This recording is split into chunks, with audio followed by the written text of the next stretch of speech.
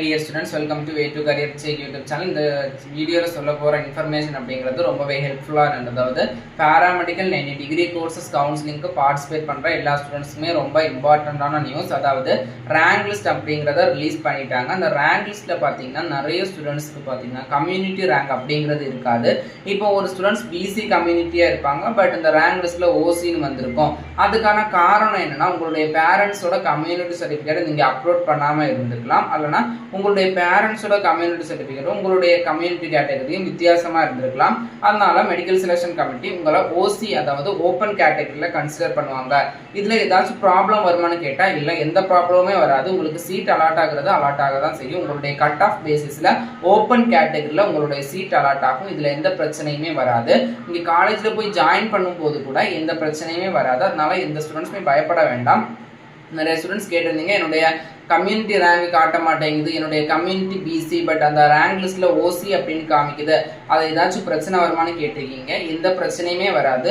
உங்களுடைய கம்யூனிட்டி ஓசி அப்படின்னு ஏன் அவங்க மென்ஷன் பண்ணியிருக்காங்க அப்படின்னா, ஒன்று உங்களுடைய பேரண்ட்ஸோட கம்யூனிட்டி சர்டிஃபிகேட் நீங்க அப்ளிகேஷன் டைம் அப்லோட் பண்ணாம இருந்திருக்கலாம், இல்லைன்னா உங்களுடைய பேரண்ட்ஸோட கம்யூனிட்டி வேறையா இருந்திருக்கலாம், உங்களுடைய கம்யூனிட்டி வேறையா இருந்திருக்கலாம், அதை நீங்க அப்லோட் பண்ணிக்கலாம். அதனால அவங்க ஏதாச்சும் கன்சிடர் பண்ணுவாங்கன்னா ஓசி ஓப்பன் கேட்டகரியா கன்சிடர் பண்ணுவாங்க. அதனால எந்த பயமும் வேண்டாம். எல்லாருக்குமே நீங்க உங்களுக்கு நல்ல கட் ஆஃப் இருந்துச்சு, நீங்க நல்லபடியா சாய்ஸ் ஃபில் பண்ணீங்கன்னா உங்களுக்கு சீட் கிடைக்கிறதுக்கான சான்சஸ் இருக்கு. ஃபர்ஸ்ட் ரவுண்ட்ல பாத்தீங்கன்னா 200 to 160 கட் ஆஃப் இருக்கிற ஸ்டூடெண்ட்ஸை கால் ஃபார் பண்ணுவாங்க. மற்ற ரவுண்ட்ஸ்ல பாத்தீங்கன்னா 200 to லாஸ்ட் கட் ஆஃப் எந்த ஸ்டூடெண்ட்ஸ் இருக்கோ அவங்கள வரைக்கும் கால் ஃபார் பண்ணுவாங்க. சாய்ஸ் ஃபில்லிங்க ரொம்ப கவனமா பண்ணுங்க. 165 அப்படிங்கிறது கவர்மெண்ட் காலேஜ்ல சீட் கிடைக்கிறதுக்கான சேஃபஸ்ட் கட் ஆஃப்.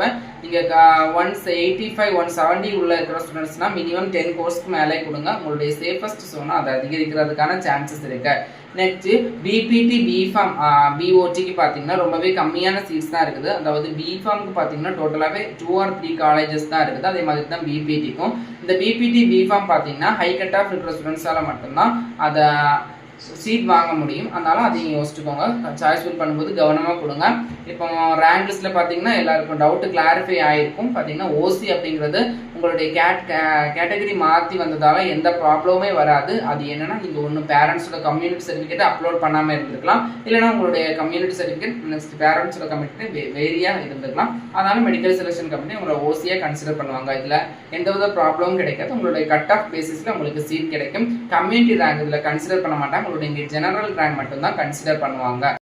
ஓகே, இது போன்ற கல்வி சார் தகவலுக்கு இணைந்திருங்கள். Way to career check YouTube சேனலும் நம்மளுடைய வாட்ஸ்அப் அண்ட் டெலிகிராம் சேனலில் ஜாயின் பண்ணா ஸ்டூடெண்ட்ஸ் ஜாயின் பண்ணுங்க. நம்மளுடைய way to career check YouTube சேனலை சப்ஸ்கிரைப் பண்ணா ஸ்டூடெண்ட்ஸ் சப்ஸ்கிரைப் பண்ணுங்க.